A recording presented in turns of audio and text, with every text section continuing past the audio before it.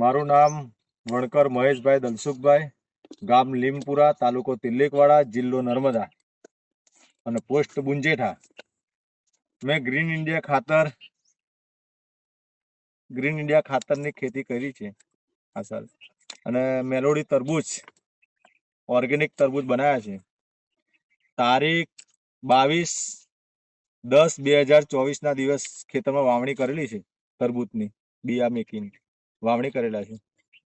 અને green India ખાતરની જ ખેતી, ઓર્ગેનિક કોઈ ખાતર, રાસાયણિક કોઈ ખાતર નહીં, નહીં ડીએપી, નહીં ફોસ, નહીં પોટાશ, નહીં કોઈ જાતનું. ખાલી ફક્ત ગ્રીન ઇન્ડિયા ખાતરથી જ તરબૂચ બનાવવાના છે. અને કોઈ બીજી દવા, રાસાયણિક દવા છોટવાની નથી. ગ્રીન ઇન્ડિયા ખાતરમાં મને કપાસમાં બી મારું રિઝલ્ટ સારું મળ્યું છે. એટલા માટે મેં આ સાલ તરબૂચ ગ્રીન ઇન્ડિયા ખાતર ઓર્ગેનિક, કોઈ જાતની રાસાયણિક દવા છાંટવાની નથી. ગ્રીન ઇન્ડિયામાં કેવું રહેશે? ગ્રીન ઇન્ડિયામાં મને સારું રિઝલ્ટ મળ્યું છે. પાયામાં બી મેં ગ્રીન ઇન્ડિયા ખાતરનો દરાડા કરેલા છે, તમે જોઈ શકો છો. હા, તમે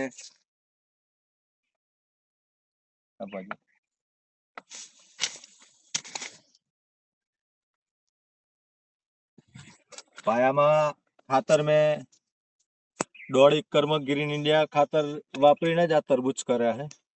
ને 1.5 વીઘાની મેં 10 થેલી ના દરાડા કરેલા છે આ ગ્રીન ઇન્ડિયા ખાતરના. 10 કિલોની બેગ આવે છે, એક બેગ. એમાં 1.5 એકરમાં તરબૂચ બનાવ્યા છે. તો આ બધાને શું જણાવવા માંગો છો કે આ કેવું રહેશે? આમાં એવું છે કે ઓર્ગેનિકમાં કોઈ ખર્ચો આવતો નથી. ખાલી આ 300 રૂપિયાની બેગ આવે છે. અને ગ્રીન ઇન્ડિયામાં એમાં કેવું છે કે રાસાયણિક દવાથી બધા રોગ આવે છે, સારું ઉત્પાદન નહીં મળતું, ખર્ચો વધી જાય છે. અને ઓછા ખર્ચામાં વધારે ઉત્પાદન લેવા માંગીએ છીએ.